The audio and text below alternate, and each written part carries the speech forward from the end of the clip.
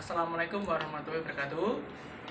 Perkenalkan, saya dari kelompok 2 ingin mempresentasikan dengan kelompok yaitu yang pertama Tunjung Hidayat, Tiara Yuliana, Fandi Falata, Muhammad Al Ayubi Bagasadewa, dan yang terakhir Mudi Sari Rahayu.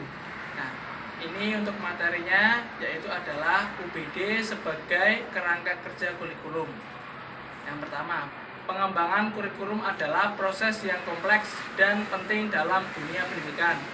Tahapan yang terstruktur membantu para pengembang kurikulum untuk merancang program pembelajaran yang efektif dan relevan.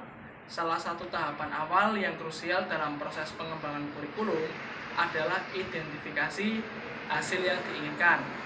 Nah, mengapa hasil identifikasi yang diinginkan itu penting? Yang pertama, identifikasi hasil yang diinginkan merujuk pada langkah untuk menentukan apa yang seharusnya dicapai oleh siswa setelah menyelesaikan kurikulum atau program pembelajaran tertentu.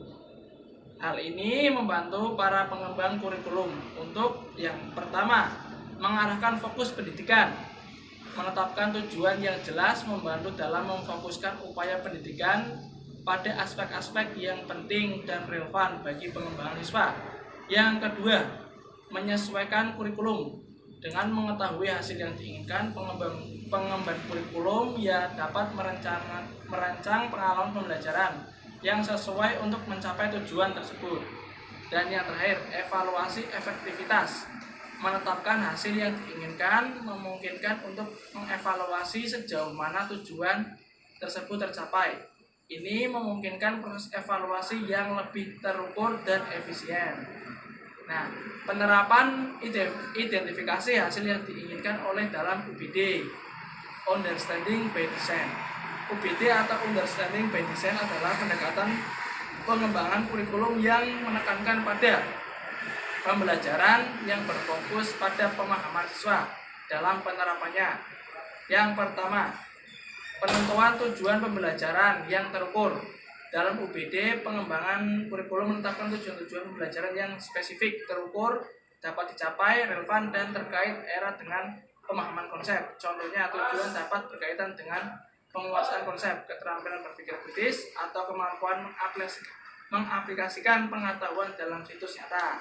Yang kedua, mengidentifikasi essential questions, pertanyaan pokok. Bagian penting UBD adalah pengembangan pertanyaan-pertanyaan esensial yang menggali inti dari pembelajaran yang diinginkan.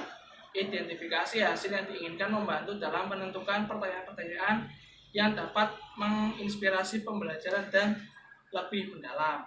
Yang ketiga, perencanaan asesmen yang tepat. Identifikasi hasil yang diinginkan membantu dalam merancang asesmen yang relevan.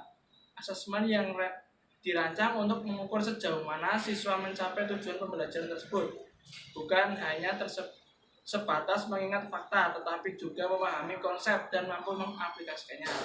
Dan yang terakhir, penyesuaian pengalaman pembelajaran. Dengan mengetahui hasil yang diinginkan, guru dapat merancang pengalaman pembelajaran yang sesuai untuk mencapai tujuan tersebut.